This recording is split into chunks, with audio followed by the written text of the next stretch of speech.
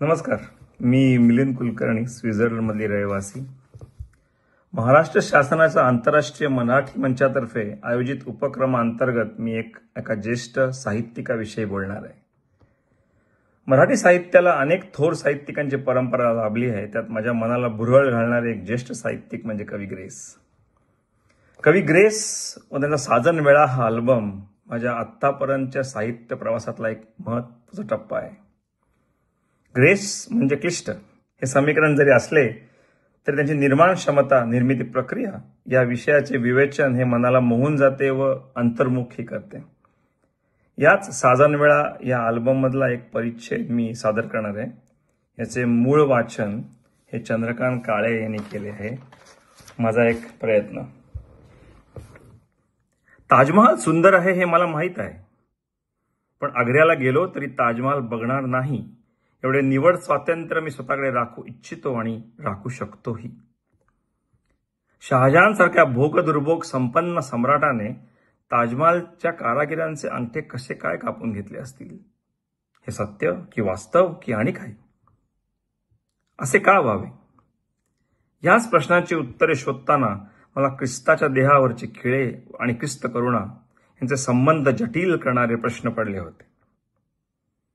एकात एक असंख्य पीस निर्माण होत जाणे हेच माझ्या विचार प्रक्रियेचे अठळ प्राक्तन आहे. मी महाकवी दुःखाचा प्राचीन नदी परी खोल. मी महाकवी दुःखाचा प्राचीन नदी परी खोल. दगडाचे माझ्या हाती वेगाने होते फुल. एखाद्या कलावंताने आपली निर्माण क्षमता संपल्याच्या विदारक जाणीवेने आपल्या स्वतःचा अंगठा कापून घेणे हे मी समजू शकतो, पण कलावंताचा अंगठा कोणी सम्राटाच्या मालकी हक्क कसा होईल? तरीही हे होतेच. एकलव्याचा अंगठा ही असाच एका हिंस्त्र सत्तेचा बळी. अशा लहान तोर सत्ता सतत आंधळी सत्ता गाजवीत असतात. म्हणूनच कलावंताच्या बांधिलकीचा प्रश्न अटीतटीचा होत बसतो. इतर रसिकांच्या बांधिलकीचाही प्रश्न यायला हवा. आपल्या अभिरुचीलाही एक बांधिलकी हवी, विशिष्ट स्तर हवा, दिशाही हवी. 10 प्रकारच्या गोष्टी आवडणे शक्य आहे, पण त्यातही आत्म्याला खंजिरासारखी खुपसून जाणारी एखादी असतेच ना. दिशाहीन व विद्वत्तेच्या हव्यासाने आज सगळीकडे अभिरुचीचे अवमूल्यन होत आहे. अंधारात फार संयमाने दिवा ठेवावा लागतो. अंधारात फार संयमाने दिवा ठेवावा लागतो ही ओळ मी काय एका लहरी थिल्लर तिडकीतलेली असेल? दिव्याची जपणूक आणि अंधाराची बूज राखतो मी. संवेदना रक्त बंबाळ झाल्या तरी माझे इमान ढळत नाही माझ्यापुरते.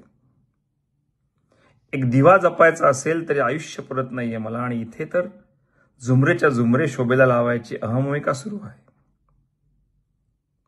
तमसो मा ज्योतिर्गमय हे सूत्र लिहिणाऱ्या कवीचे आंतरिक अर्थ जर गवसणारच नसेल तर हे आंधळेपणाने असे मंत्र उच्चारावेच कशाला? हे तर अंगठा कापून घेण्यापेक्षाही निर्गुण होईल.